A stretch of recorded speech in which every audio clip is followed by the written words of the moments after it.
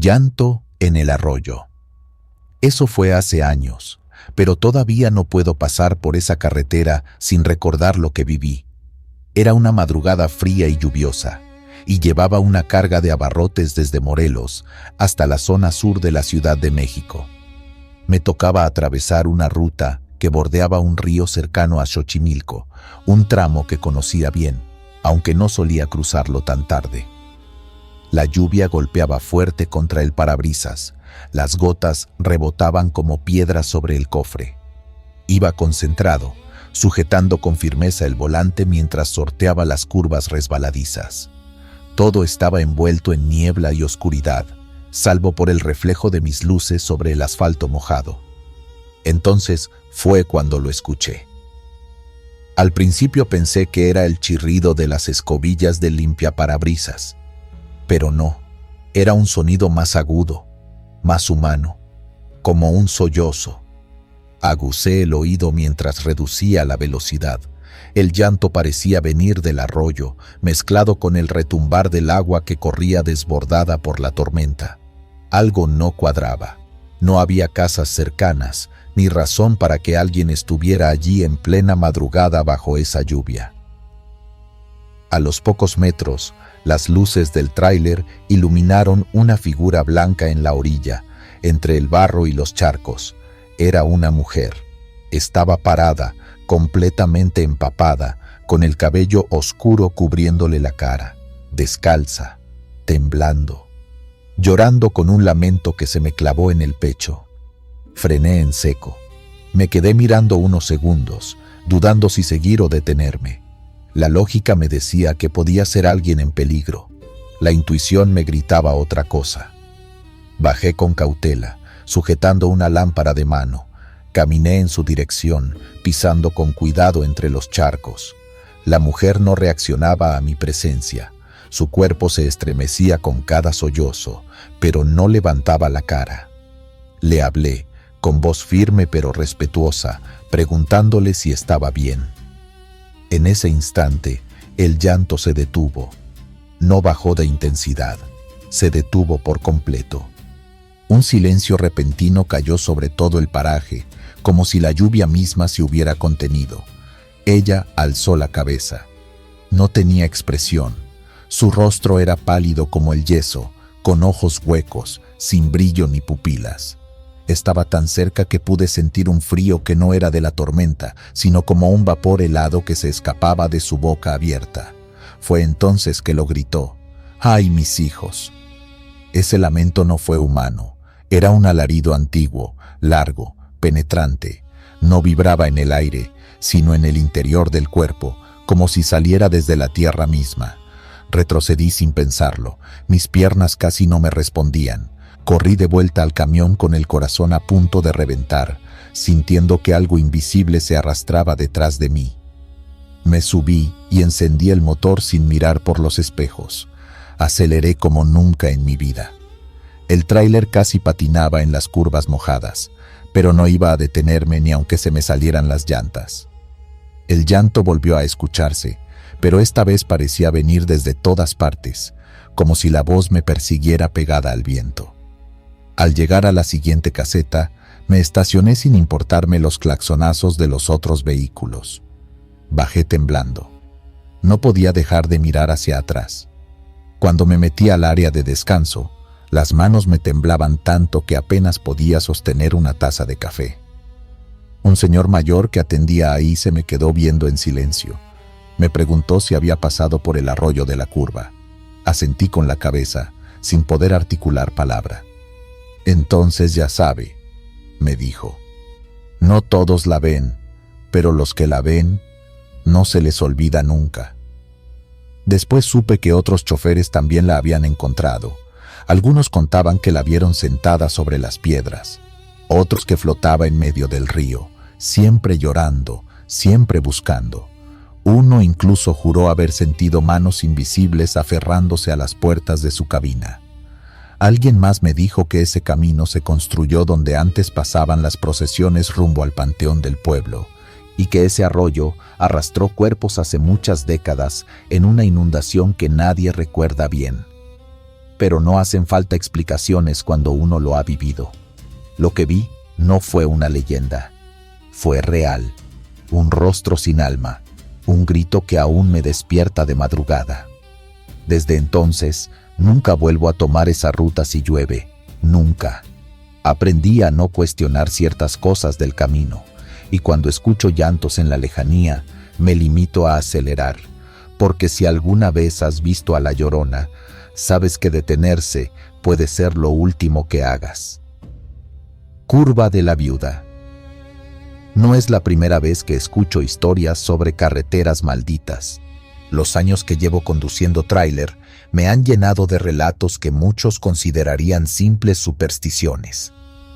Pero lo que me ocurrió aquella noche en Guerrero me hizo entender que hay algo más allá de lo que los ojos pueden ver y la lógica puede explicar. Llovía como pocas veces. El limpiaparabrisas apenas si alcanzaba a barrer la cortina de agua que golpeaba el parabrisas como si el cielo estuviera furioso. Mi ruta me llevaba desde Chilpancingo hacia Zihuatanejo, y aunque me ofrecieron quedarme a dormir en un paradero, decidí avanzar unas horas más. El tiempo no perdona entregas.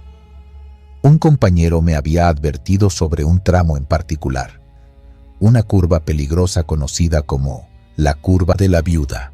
Me lo dijo con tono serio, sin burla ni exageración. Si puedes evitarla de noche, hazlo. Esa mujer no quiere que nadie pase. Pensé que se refería a una leyenda para asustar novatos, pero tomé nota. Aproximándome al tramo señalado, la tormenta arreció. Todo se volvió más tenso, como si la carretera misma se hubiera estrechado.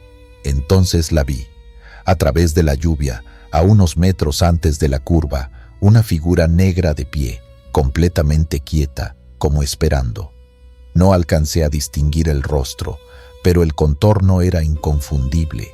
Una mujer, sola, bajo la lluvia, con un velo que se pegaba a su cuerpo. No suelo detenerme por nadie en zonas así, pero reduje la velocidad. Fue un instinto, una mezcla de alerta y respeto. En ese momento, ella se lanzó al camino. No caminó, no corrió.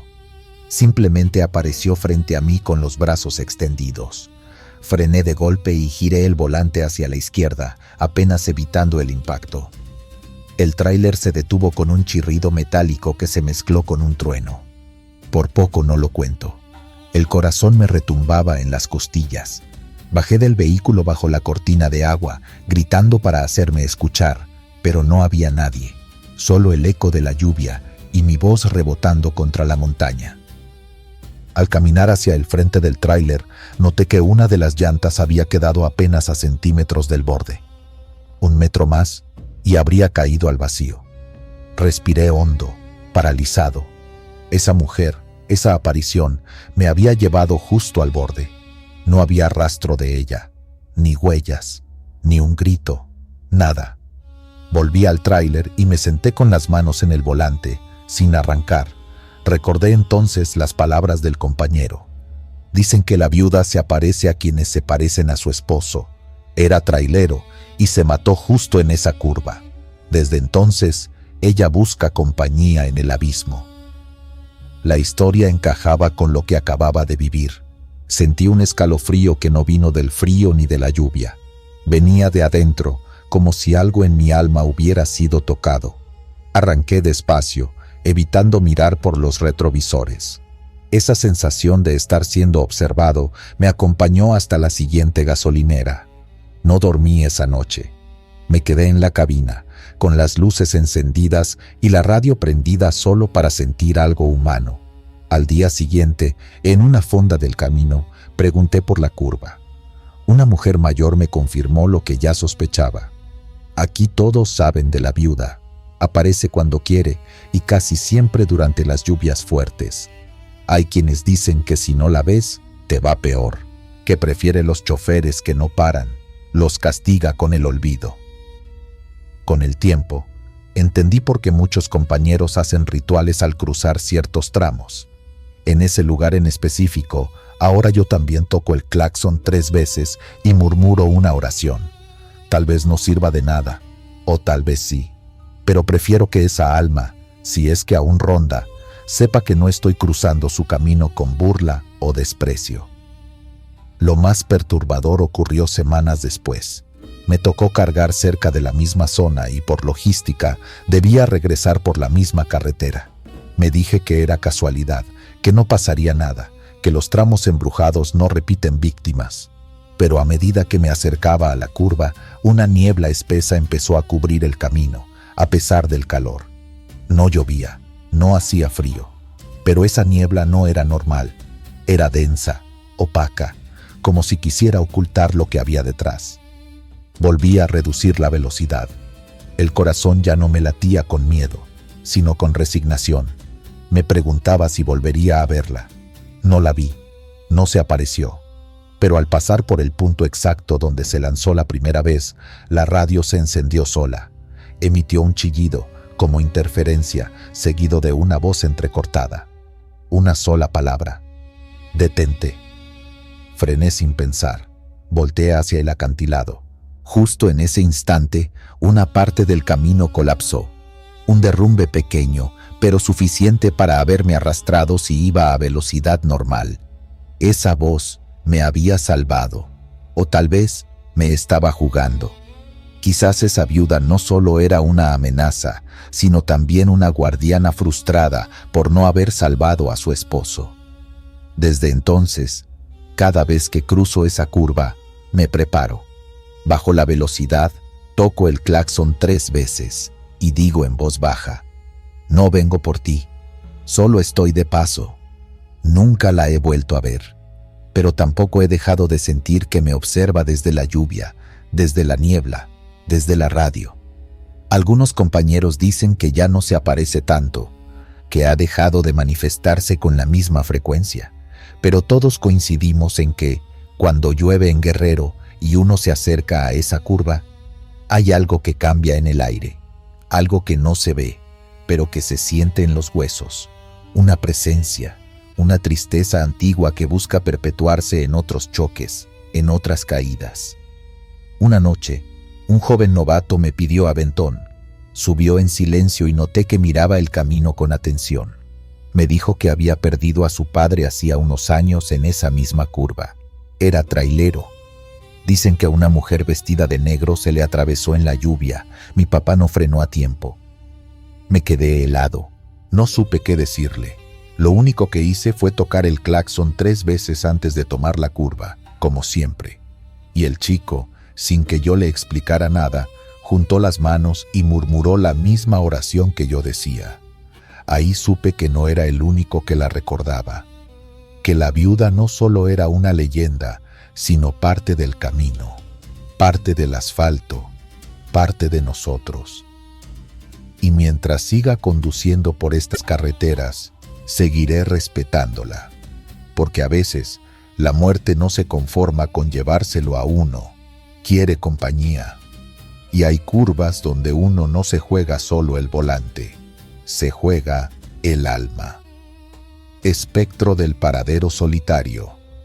Testimonio narrado por un camionero de ruta larga, recogido años después del incidente. Una madrugada entre semana, mientras la autopista hacia Torreón se extendía solitaria frente a mí, el café ya no hacía efecto y la vejiga me exigía una pausa. Vi a lo lejos la silueta de una vieja parada de descanso a un costado del camino. No tenía letreros visibles, pero las luces externas, tenues y amarillentas, aún brillaban lo justo para distinguirla. Frené mi tráiler al pie de la rampa y bajé con paso apurado. El lugar se notaba en desuso. La pintura descascarada, la maleza creciendo entre las grietas del concreto y un silencio espeso como si nadie hubiera pasado por ahí en mucho tiempo. Entré al edificio de sanitarios y lo primero que noté fue el olor a humedad y óxido. Las lámparas parpadeaban débilmente, como si resistieran su destino final. Avancé hasta un cubículo. Apenas cerré la puerta y me relajé. Escuché el chirrido característico de otra puerta al abrirse, y luego pasos, uno tras otro, lentos, como si alguien arrastrara los pies por el piso sucio. En un principio no me preocupé. Otro viajero, pensé, era lo lógico. Pero entonces, un sollozo, un suspiro ahogado que vino desde la zona de los lavabos. Algo en ese sonido me caló el pecho. No parecía una tos ni un ruido de garganta. Era una tristeza espesa, como si llevara años atorada ahí. Abrí la puerta del cubículo y me asomé. No había nadie a la vista. Caminé hacia los lavamanos, todos vacíos, aunque uno de los grifos estaba abierto dejando correr un hilo de agua continua. Lo cerré por impulso, como si eso pudiera acabar con el escalofrío que empezaba a recorrerme el cuerpo. Y fue entonces que el espejo se empañó, no por el vapor del agua caliente, porque no la había, sino como si alguien estuviera respirando intensamente justo frente a él. Me quedé helado. La capa de vaho se espesó, y en ella, letra por letra, aparecieron unas palabras garabateadas desde el otro lado. Ayuda. Retrocedí de golpe. Mi espalda chocó contra el lavamanos. No había nadie más, pero la sensación de no estar solo era absoluta. Escapé del baño sin mirar atrás. Corrí de regreso al camión, sintiendo que algo me seguía muy de cerca. Al encender el motor, vi por el retrovisor algo moverse en la puerta del edificio. No una persona, más bien, una sombra que se deslizó hacia un rincón y desapareció. En el siguiente paradero con señal, conté lo que había vivido a un par de compañeros por radio. Uno de ellos, con voz grave y pausada, me preguntó si la parada tenía el techo con tejas rojas rotas y un letrero despintado de sanitarios. Le dije que sí. Se hizo un silencio incómodo y luego me dijo que ese lugar llevaba años clausurado, que nadie debía parar allí desde el incidente. No quise preguntar, pero el otro colega interrumpió y completó la historia. Dicen que ahí atacaron a una muchacha. Estaba sola en la madrugada, esperando a que pasara alguien. Algunos aseguran que era trailera. La encontraron días después. Nadie volvió a limpiar bien ese lugar, y aunque lo cerraron, su espíritu se quedó pidiendo ayuda. Esa noche dormí en la cabina con todas las luces encendidas y una oración en los labios que no recordaba desde la infancia. Me prometí no volver a detenerme en lugares sin señal de vida. Sin embargo, lo más extraño sucedió días después. Mi camión pasó una revisión rutinaria en el taller de la empresa. Mientras uno de los mecánicos limpiaba los espejos laterales, me llamó para mostrarme algo. En el borde del espejo del copiloto, muy tenue pero visible, se leía la palabra ayuda, escrita como con el dedo. Yo nunca había tocado ese lado del espejo. Juré que lo había visto solo en el baño de esa parada, pero ahora estaba allí también. La limpiaron y desapareció. Desde entonces, cada que paso por esa región, me niego a mirar hacia ese lado de la carretera. Porque, aunque racionalmente sé que no debería suceder, en el rabillo del ojo siempre alcanzo a ver una silueta, pequeña, inmóvil, a veces parada, a veces sentada en la banca oxidada de la parada, como si aún esperara.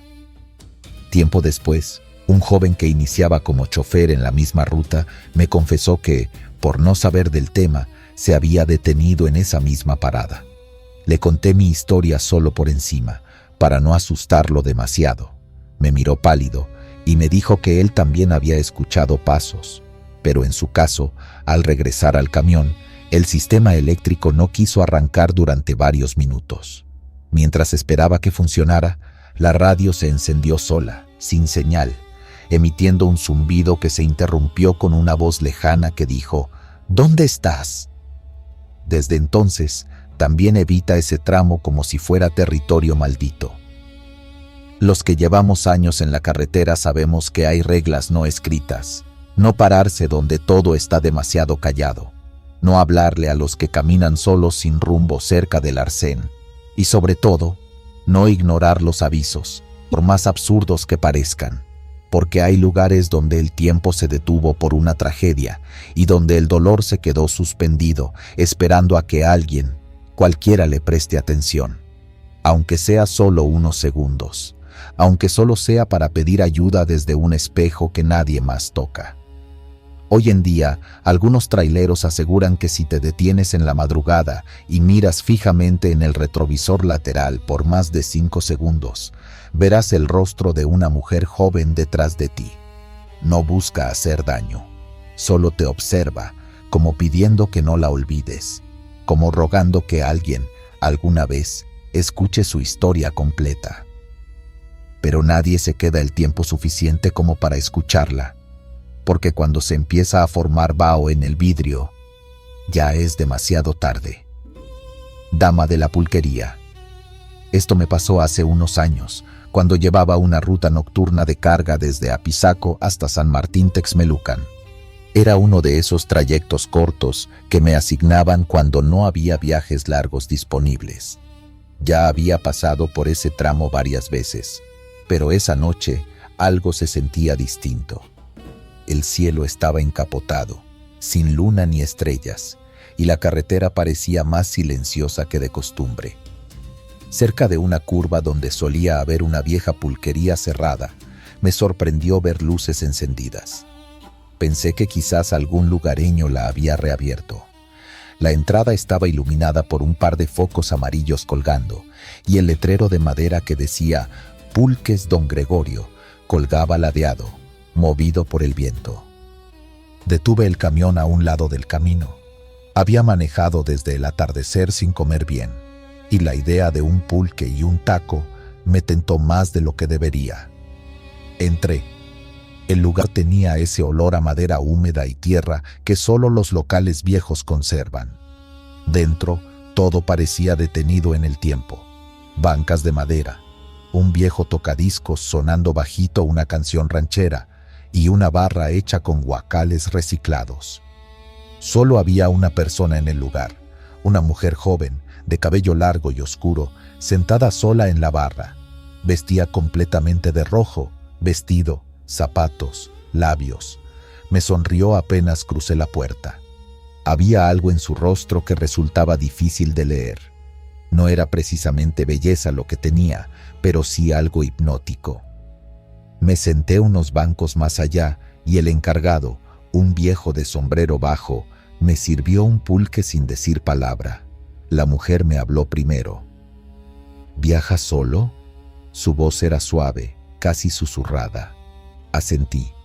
Me preguntó por mi trabajo, por los trayectos largos, por las cosas que uno ve en la madrugada. A cada cosa que yo respondía, ella sonreía como si ya supiera la respuesta. Luego se levantó y se sentó junto a mí, muy cerca, como si fuéramos viejos conocidos. No olía a perfume, sino a algo más dulce y espeso, como flores marchitas. Pidió otro pulque y me lo ofreció. Cuando nuestras manos se rozaron, un escalofrío me atravesó desde el cuello hasta la columna. Era un frío seco, como cuando se te duerme una extremidad. No dije nada.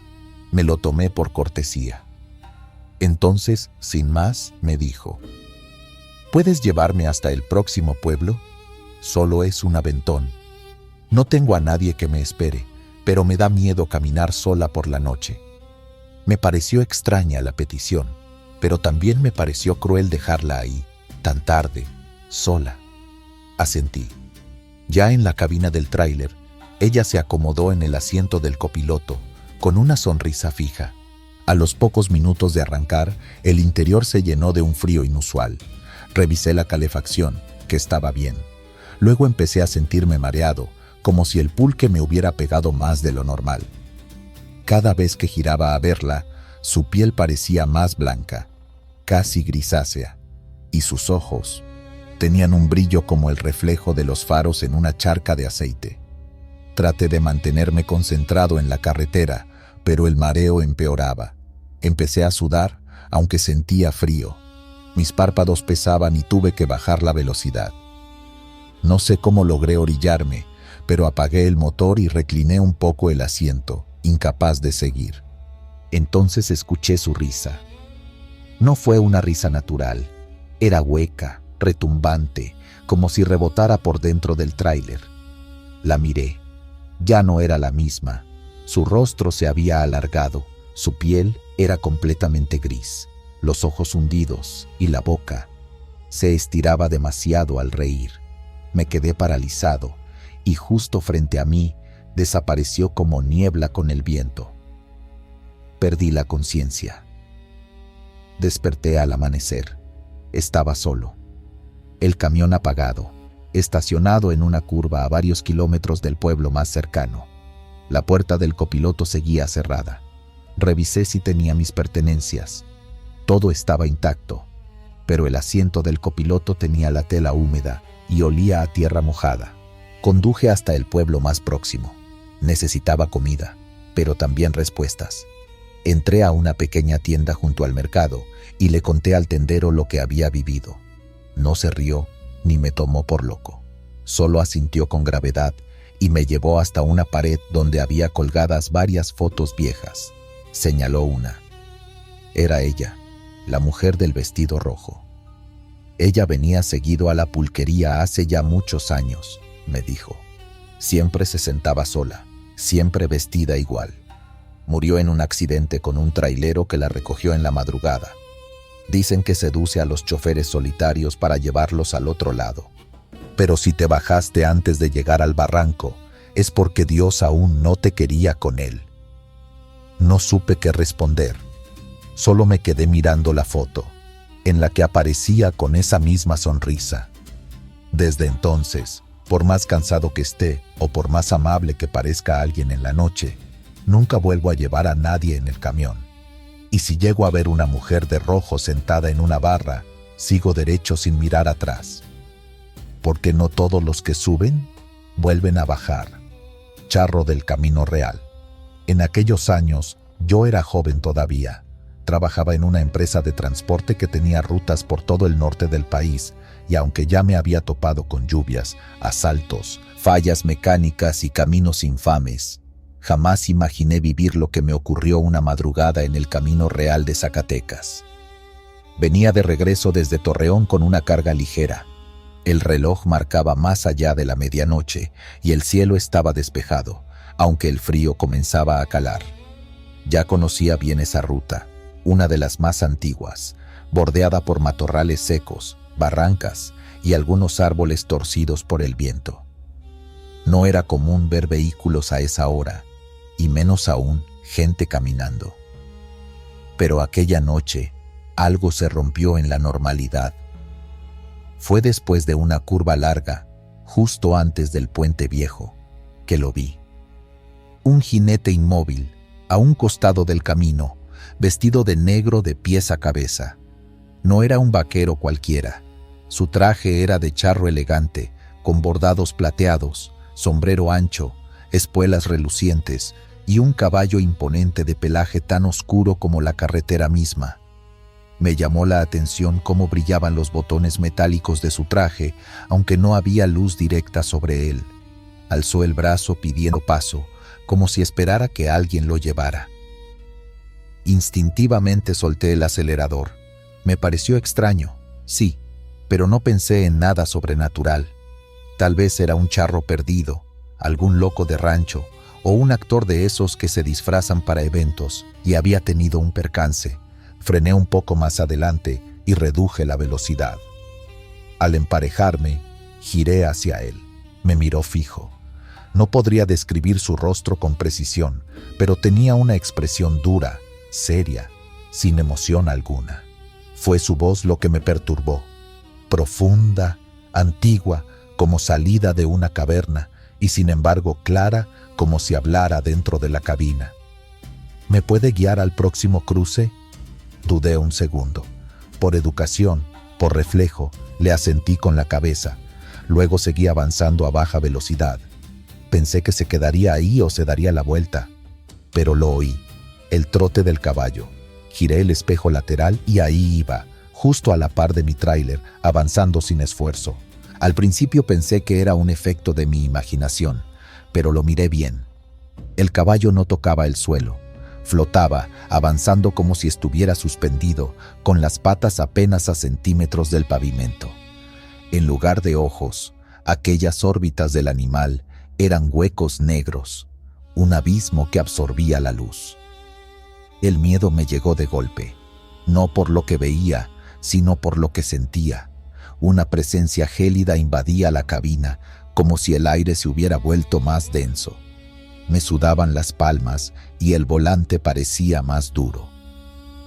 Pisé el acelerador. No quise mirar atrás, pero algo en mi interior me obligó a hacerlo. El charro ya no cabalgaba a mi lado, pero su voz volvió a sonar con una claridad que me heló la sangre. No debiste negarle ayuda al necesitado. Me quedé paralizado. Esa frase me taladró la mente, porque esa misma tarde, en un tramo más atrás del camino, había visto a un colega varado. Un tráiler con las luces de emergencia, estacionado con la puerta del copiloto abierta. Pensé en detenerme, pero al ver que no había nadie a la vista, asumí que ya lo estaban auxiliando o que era mejor no arriesgarse con tantos asaltos últimamente. Así que pasé de largo. Nunca imaginé que eso me perseguiría. Continué con el corazón desbocado, como si algo me persiguiera por dentro más que por fuera. No volví a ver al charro ni a su caballo, solo el rugido del motor y la noche cerrada. Al llegar al punto de entrega, varias horas después, me enteré por radio que un chofer había tenido un accidente grave en esa misma carretera. Era el mismo que yo había visto varado. El remolque había volcado y el conductor quedó prensado por horas antes de ser rescatado con vida, aunque muy malherido. No pude dormir esa noche. Recordé cada palabra, cada imagen. El rostro del charro, su caballo flotante, su advertencia.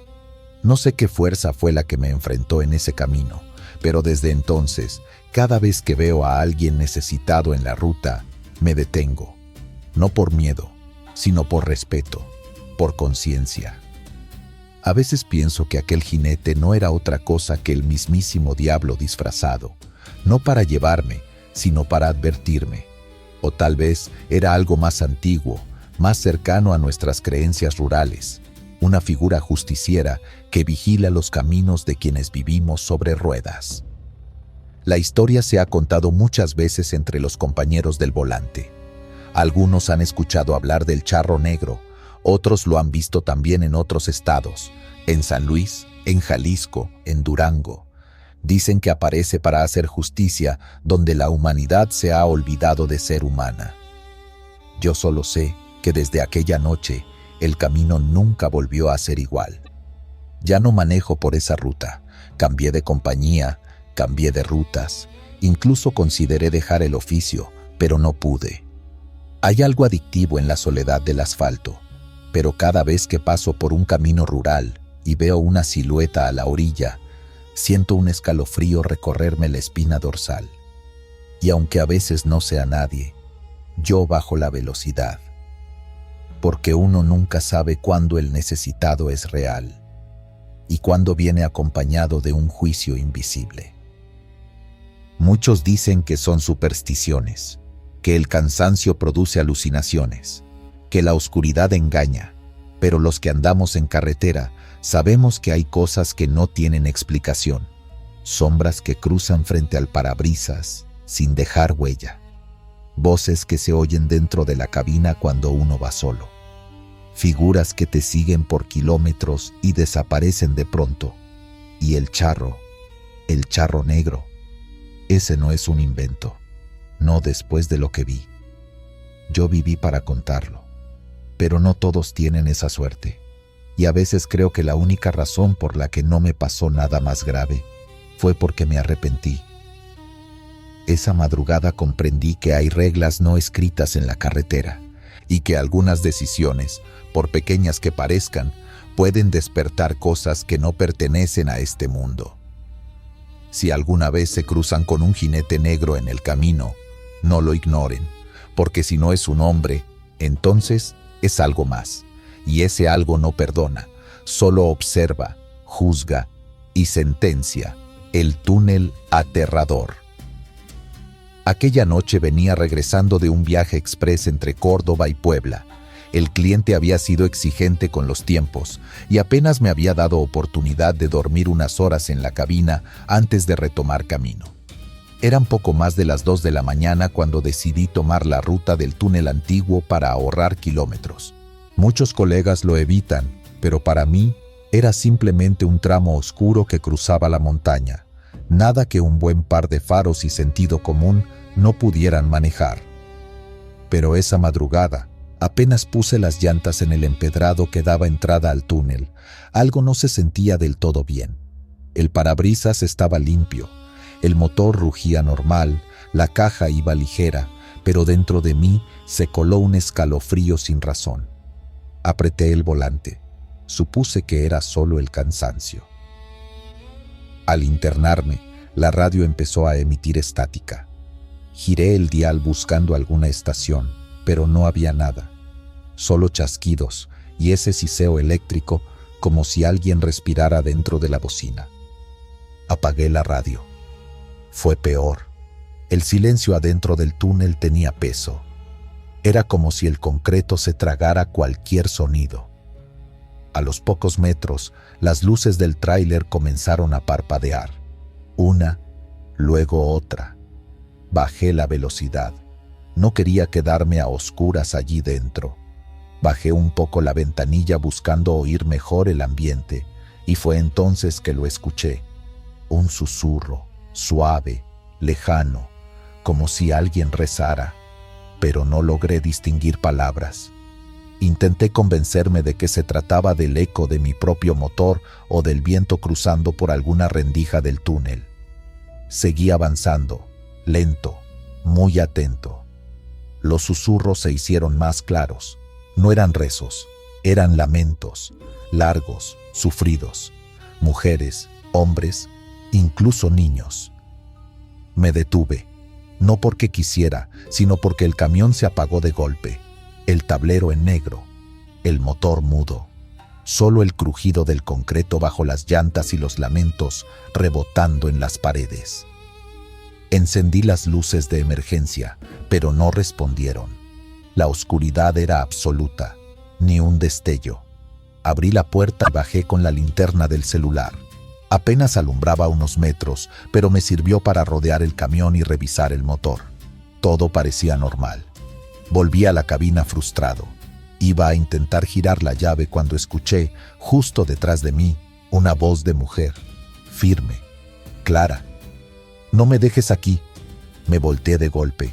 No había nadie, pero lo peor fue que sí conocía esa voz. Era la de mi madre, fallecida hacía 3 años. Temblando, toqué el claxon. El sonido rebotó de forma extraña por el túnel, como si no pudiera salir, atrapado en espirales interminables. Giré la llave sin fe, y de pronto el motor respondió con un rugido violento, como si también él quisiera escapar. Las luces volvieron a encenderse, pero antes de arrancar vi lo que no quería ver. A unos 10 metros delante del tráiler, en medio del carril, estaba una mujer, pálida, vestida de blanco, el cabello pegado al rostro y un velo de novia colgándole de los hombros. Tenía la mano levantada, como pidiendo aventón. Me paralicé. Ella no se movía, solo me miraba. Sin dudar más, pisé el acelerador. Cerré los ojos un instante al pasar junto a ella, esperando sentir el golpe, el impacto, pero no hubo nada. Al mirar por el retrovisor, ya no estaba. Salí del túnel como alma que lleva el diablo, con los nudillos blancos por tanto apretar el volante. Apenas crucé el último arco, las luces se estabilizaron y el motor volvió a sonar normal.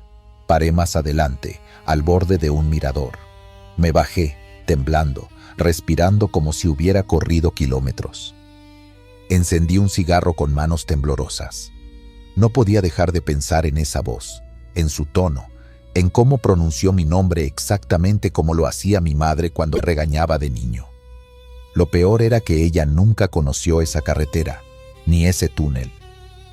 Ya en Veracruz, platiqué con un par de colegas en una fonda donde solemos descansar.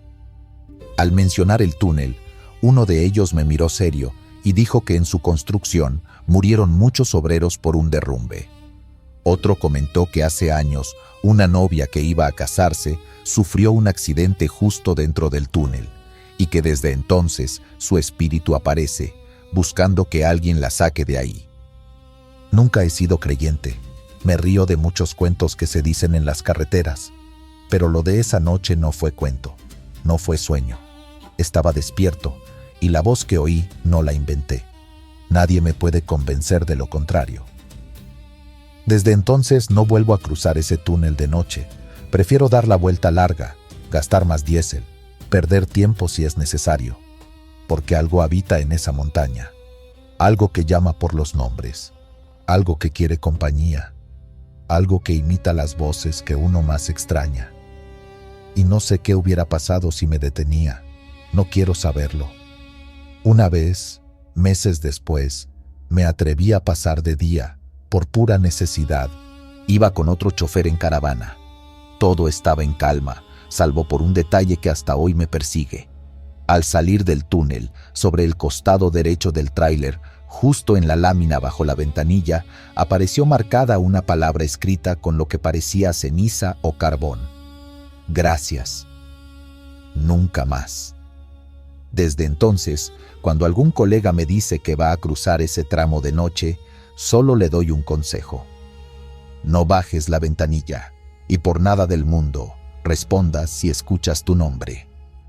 Radio Fantasma en los Llanos de la Mancha. No todos los sustos en carretera vienen en forma de baches o frenazos. Hay experiencias que se quedan grabadas no por el peligro físico, sino por lo que no se puede explicar. A mí me pasó hace ya varios años, y aunque desde entonces he cruzado muchas veces los Llanos de la Mancha en Veracruz, jamás he vuelto a encender la radio en ese tramo. Era madrugada, no recuerdo la fecha exacta, pero sé que venía desde Córdoba rumbo a Coatzacoalcos. Tenía un embarque de productos alimenticios y, como siempre, aproveché para hacer el tramo nocturno. Menos tráfico, menos calor, pero más soledad. Y eso, cuando uno ya tiene años en el volante, sabe que es una espada de doble filo. Pasaban ya de las 2 de la mañana cuando empecé a sentir el peso del cansancio. Me eché agua en la cara, abrí un poco la ventanilla para que entrara aire fresco, pero nada. Los párpados me pesaban, así que decidí buscar una estación de radio que me mantuviera alerta. Giré la perilla de la frecuencia y pasé por estática, música de banda, un noticiero mal sintonizado, hasta que de pronto se escuchó una melodía nítida, suave, con una voz femenina cantando un bolero antiguo, algo como Contigo en la distancia. Me sorprendió la claridad, porque por esa zona es raro agarrar señal tan limpia. La voz del locutor era de esas que ya no se oyen, entonada, elegante, como si hablara para un salón de baile en lugar de una cabina de radio. Saludó a la audiencia con un «Muy buenas madrugadas, Veracruz», y dijo que eran las 3 de la mañana.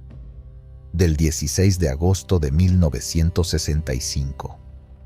Solté una risa. Pensé que era un programa retro, de esos que transmiten grabaciones antiguas. Me gustó. La música me relajó, me mantuvo atento. Me olvidé del cansancio. Todo iba bien, hasta que la señal empezó a presentar estática. No le di mucha importancia al principio, pero entre los crujidos se coló algo raro, una interferencia distinta, casi como una respiración entrecortada, y luego la voz del locutor volvió, pero ya no sonaba tan animada.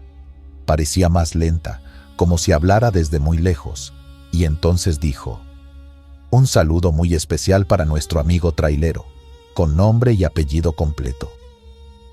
Me paralicé. Repitió mi nombre, tal cual como aparece en mi licencia, incluso con el segundo apellido, que rara vez uso. Dijo que me deseaba un buen viaje y que tuviera cuidado con la curva del kilómetro 39. Después, la señal se desvaneció por completo. Solo quedó el ruido blanco. Frené en seco en un acotamiento. Me bajé del tráiler. Necesitaba aire, o tal vez comprobar que estaba despierto. Di vueltas alrededor del camión. Miré al cielo despejado. Escuché el canto lejano de un grillo. Nada más. pero el corazón me latía con fuerza. No sabía si seguir o dar la vuelta. Después de unos minutos, decidí continuar. Avancé a paso lento y cuando llegué al kilómetro 39, vi una mancha negra sobre el asfalto. Parecía aceite derramado, pero al acercarme, noté los restos de lo que había sido una camioneta. Estaba hecha trizas en la cuneta, con rastros de incendio reciente. No había cuerpos, solo las cenizas humeantes. Una patrulla estaba más adelante, con las luces apagadas, y 2 oficiales revisaban los restos con linternas. No me detuve. Bajé la mirada, apreté las manos en el volante y pasé de largo. En el siguiente pueblo, paré a desayunar ya con el sol en el cielo. Todavía temblando, le pregunté a la señora del puesto de antojitos si conocía una estación que transmitiera boleros en la madrugada. Me miró raro. Me dijo que hace muchos años había una en Poza Rica que se escuchaba hasta esa zona, pero que el locutor había fallecido en un accidente de auto camino a su cabina, justamente en los años 60. Un chofer que estaba desayunando junto a mí, ya mayor, intervino. Me preguntó qué había escuchado. Le conté lo de la música, la fecha que mencionaron al aire y cómo mencionaron mi nombre. Me observó en silencio por un momento y luego dijo: «Tú sintonizaste la radio del finado Beltrán. A veces se cuela en esa zona cuando hay neblina o la atmósfera está pesada. Dicen que el hombre, antes de morir, juró que seguiría acompañando a los que manejan de noche. Pero eso de decir nombres, eso no es común». Pregunté si a alguien más le había pasado. «Muy pocos, y la mayoría ya no están», respondió el viejo. Uno escuchó su nombre y a la semana se volteó en una curva. Otro le respondió en la radio y ya no despertó en su cabina. Mejor agradece y sigue manejando. Desde entonces, cada que paso por esos llanos, me concentro en el camino. No prendo la radio. Si me siento cansado, mejor me detengo. A veces, el silencio es más seguro que una voz cálida desde otro tiempo. Lo que más me inquieta es cómo supo mi nombre. No estaba transmitiendo por celular, no llevaba GPS en ese entonces. Nadie más sabía mi ruta esa noche. Y sin embargo, esa voz de 1965 me deseó buen viaje, como si el pasado pudiera ver el presente, o como si alguien allá quisiera asegurarse de que no todos termináramos como él, hablándole al vacío, desde una emisora que ya no existe. Nunca volví a escuchar esa señal, ni he conocido a alguien más que haya oído su nombre en la radio. Pero cuando los neumáticos rozan el asfalto solitario de La Mancha y el reloj marca las 3, no puedo evitar mirar el tablero y sentir que, si me atreviera a sintonizar, esa voz estaría ahí, esperando, con su saludo listo y una canción vieja que no pertenece a este tiempo. Pasajera en el asiento del copiloto. Aquel viaje me marcó. Era de madrugada cuando pasaba por el tramo más solitario de la autopista en el desierto de Baja California. Un horizonte plano, sin luces, sin señales, solo la línea recta y constante del asfalto bajo mis llantas. Llevaba ya horas conduciendo sin descanso. La radio apenas sonaba. Una estática intermitente que servía más para no sentirme solo que para entretenerme. Iba con los vidrios arriba, el aire encendido en lo más bajo. No había viento afuera, pero de pronto sentí un escalofrío, uno de esos que te recorren la espalda y te erizan la piel sin motivo, como si alguien soplara justo detrás de tu cuello. Un aroma invadió la cabina, algo dulce y antiguo, como de perfume de flor seca o agua de rosas rancia. Y ahí fue cuando volteé, solo un poco, sin querer hacerlo del todo, y la vi. Sentada en el asiento del copiloto estaba una anciana. Su cara era seca, como de papel arrugado, con los labios apenas apretados y los ojos abiertos, negros, profundos. No decía nada, no me miraba, solo veía al frente, como si también esperara llegar a algún sitio. Tenía las manos arrugadas cruzadas en su regazo, sobre un vestido largo, anticuado, como de otro siglo. No escuché cómo entró, no sentí el peso de la puerta, solo estaba ahí. El terror me agarró de golpe. Casi pierdo el control del tráiler. Frené como pude a la orilla de la carretera. Las luces largas quedaron apuntando a la nada, y cuando miré de nuevo al asiento del copiloto, ya no estaba. Se desvaneció. No hubo sonido, ni movimiento, ni rastro de salida. Solo el olor permaneció en el aire, una fragancia espesa, como pegada en la tela. Bajé del camión. Caminé unos pasos por la orilla de la carretera tratando de calmarme, pero no había ni un alma, ni luces, ni ruidos. Todo era un desierto callado bajo un cielo sin luna. Me quedé unos minutos ahí afuera, respirando hondo, preguntándome si lo que vi fue un desvarío del cansancio. Pero nunca había imaginado algo tan nítido, tan real. Subí de nuevo y arranqué, con el corazón en el pecho latiendo como martillo. Ya no quise mirar al asiento, solo conduje sin parar hasta llegar al paradero más cercano. Era un sitio de comida pequeño, con baños y una tiendita. Había otros traileros desayunando a esa hora. Me acerqué al mostrador y pedí un café. Cuando me senté con mi taza, uno de los choferes notó mi cara. Me preguntó si todo andaba bien. ¿Te pasó algo en el camino?, me dijo, serio, sin burlarse. No supe cómo empezar. Solo le conté que vi a alguien dentro del camión, que no supe de dónde salió y que desapareció sin más. Cuando describí a la mujer, al perfume, al vestido. Otro chofer dejó de comer. Me miró fijo. «¿La vio en el asiento de al lado, verdad?», me preguntó. Asentí. «Es la viejita del kilómetro 108. Todos los que pasamos por ahí hemos escuchado de ella. Dicen que solía pedir aventones. Vivía en un rancho cerca del cerro y a veces la llevaban al pueblo en tráiler. Murió atropellada una noche. Nunca se supo por quién.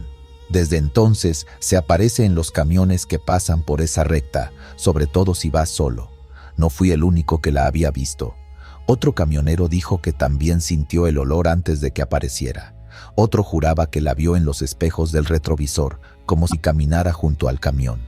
Siempre en silencio, siempre con esa mirada al frente. Cuando regresé al camión para seguir mi camino, aún con el sol saliendo por el horizonte, noté algo más. En el asiento del copiloto había algo que no estaba antes. Un pequeño rosario de cuentas opacas y cruz oxidada, enrollado como si alguien lo hubiera dejado con cuidado. No era mío. Nunca había visto ese rosario. Lo tomé con una mezcla de respeto y miedo. Lo envolví en un trapo y lo dejé en la guantera, sin atreverme a tirarlo ni quedármelo cerca. Desde ese día, cada que salgo a carretera larga, antes de encender el motor, hago algo que nunca solía hacer. Rezo, pido permiso, pido protección y sobre todo pido viajar solo, porque no hay cosa que me dé más miedo que volver a mirar de reojo y encontrar a esa mujer sentada a mi lado, con su perfume dulce y esa expresión vacía, como esperando llegar a casa. Y lo más extraño de todo es que nunca supe si quería hacerme daño o solo necesitaba compañía. Pero no estoy dispuesto a averiguarlo otra vez. El ídolo de la Ceiba. Aquel viaje empezó como cualquier otro. Iba rumbo a Campeche desde Valladolid, cargando materiales para una obra, y decidí tomar un descanso antes de que amaneciera. El aire era espeso, la selva rugía con miles de chillidos de insectos y aves nocturnas. Me orillé en un tramo solitario de la carretera, cerca de unas ruinas olvidadas que, según me habían dicho otros choferes, pertenecían a una civilización antigua. No me detuve por turismo, claro que no. Fue más una mezcla de fatiga y una presión en el pecho que no me dejaba seguir. Apenas apagué el motor, algo raro me invadió, una sensación como de vértigo. Mi visión se volvió borrosa por unos segundos, y al volver en mí, mis manos ya estaban en la manija de la puerta. No pensé en bajarme. Simplemente lo hice. Caminé con paso firme, sin saber hacia dónde, internándome en la vegetación espesa sin linterna, sin miedo, pero sin voluntad. Lo siguiente que recuerdo es estar de rodillas frente a una ceiba enorme, el árbol sagrado para los mayas. Mis dedos rasgaban la tierra húmeda con desesperación, clavando las uñas, escarbando como si mi vida dependiera de ello. Sentía la humedad metiéndose entre los pliegues de la piel, los mosquitos picando la nuca, pero todo eso era lejano. No era yo quien cavaba, algo me usaba. Cuando mis manos tocaron la figurilla, fue como si una corriente me atravesara de pies a cabeza. Era pequeña, hecha de barro endurecido, con rasgos humanos primitivos y ojos ahuecados que me miraban con una fuerza que no era de este mundo. Fue entonces cuando recuperé el control de mi cuerpo, como si de pronto me hubieran soltado las riendas. Me eché para atrás, jadeando, sintiendo el lodo pegado a la ropa y un dolor punzante en los dedos por haber cavado sin parar. Regresé al tráiler con el ídolo en la mano. No tenía idea de por qué no lo dejé ahí. Algo me lo ordenaba sin palabras. No se me ocurrió arrojarlo ni guardarlo en la caja de herramientas. Lo coloqué en el tablero, junto a la foto de mis hijos, como si siempre hubiera estado ahí. Al día siguiente, en un poblado cercano, le conté lo ocurrido a un viejo curandero que atendía en un puesto de hierbas. Me miró largo rato y me dijo que si había sido la ceiba, entonces lo que me había tocado no era una casualidad. Las ceibas conectan este mundo con el Xibalbá, el inframundo maya. Según él, el espíritu de alguien o algo había utilizado mi cuerpo como vehículo para recuperar esa figura, quizá un fragmento de su existencia. Pensé en deshacerme de ella, pero no pude. Cada vez que intentaba alejarme de esa estatuilla, una jaqueca punzante me doblaba. Una vez intenté dejarla en una gasolinera. Bastaron 10 minutos en la carretera para que el tráiler comenzara a fallar sin explicación. El motor perdió fuerza, las luces parpadearon y los frenos chillaron como si estuviera a punto de morir. Cuando regresé por el ídolo, todo volvió a la normalidad. Desde entonces la llevo conmigo, no como amuleto, sino como condena. Una noche, cerca de Oxkutzcab, me sorprendió una tormenta repentina. Me orillé para cubrirme y evitar el riesgo de un derrape. Los truenos sacudían el suelo y por momentos la ceiba que se alzaba frente a mí parecía moverse como si respirara. Y entonces vi sombras alrededor del árbol. No eran animales, eran figuras humanas, delgadas y desnudas, con piel agrietada como la tierra seca. Caminaban en círculo, danzando lentamente bajo la lluvia, pero sin mojarse. A través del cristal empañado, me pareció que todas miraban hacia el camión. Encendí el motor con manos temblorosas y aceleré, pero el vehículo no respondió. El estéreo, apagado, comenzó a emitir un canto gutural, como un lamento en una lengua que no reconocía. La figura de barro temblaba en el tablero. En el retrovisor, esas sombras estaban cada vez más cerca. El motor rugió de golpe, sin que yo hiciera nada. Las luces se encendieron solas. El camión se impulsó hacia adelante como si alguien más estuviera al mando. En cuestión de segundos, dejé atrás la ceiba y sus guardianes. Desde aquella noche, algo cambió en mi cuerpo. Me despierto en lugares que no recuerdo haber conducido. Mi GPS marca rutas que nunca programé.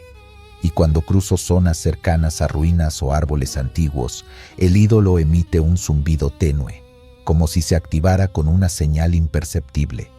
Una vez, dormido en una pensión de Palenque, soñé que bajaba del camión y entraba a una cueva, guiado por luces azules flotantes. Al despertar, mis botas estaban cubiertas de lodo fresco y en el bolsillo tenía un pequeño fragmento de obsidiana con símbolos tallados que nadie ha podido traducir.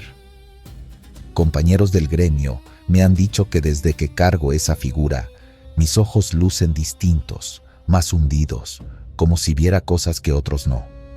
Incluso uno me confesó que evitaba hablarme en ciertos momentos, porque sentía que no era yo quien lo escuchaba. No me atrevo a ir con un sacerdote ni con otro curandero. Temería que intenten separarme del ídolo, y algo en mi interior grita que no deben hacerlo, que ya es tarde, que al desenterrarlo sellé un pacto que no entendí, pero que fue aceptado. A veces, cuando el motor está en ralentí en medio de la nada, escucho ruidos que no provienen del motor, cánticos, pasos sobre grava, jadeos. Incluso en plena marcha, las luces interiores se encienden por segundos, y en el espejo retrovisor he visto siluetas sentadas en la cama trasera. Pero cuando me giro, no hay nadie. Una madrugada en la selva de Calakmul, el radio comenzó a transmitir voces que no pertenecían a ninguna frecuencia local. Decían frases sueltas, sin sentido aparente, pero al anotarlas y mostrarlas a un arqueólogo amigo, me dijo que eran fragmentos de invocaciones mayas antiguas. Nadie debería conocer esas palabras, y menos en ese orden. El aire se volvió irrespirable esa noche, y conduje sin parar hasta amanecer. Sigo trabajando como trailero. A veces creo que mientras me mantenga en movimiento, el vínculo se mantiene tranquilo. Pero si me detengo por demasiado tiempo, si olvido por un instante quién soy y a quién cargo, entonces siento cómo esa presencia se agita, como si buscara nuevamente poseerme para otra tarea que aún no comprendo. Ya no rezo, ya no duermo bien, pero el camión arranca cada mañana y el ídolo sigue en su sitio, con su mirada hueca clavada en el horizonte. No puedo dejarlo, no debo. Y cada vez que cruzo cerca de otra ceiba, siento que algo allá abajo, en el otro lado de la tierra, aún me está mirando, esperando, como si no hubiera terminado conmigo, como si apenas hubiera comenzado.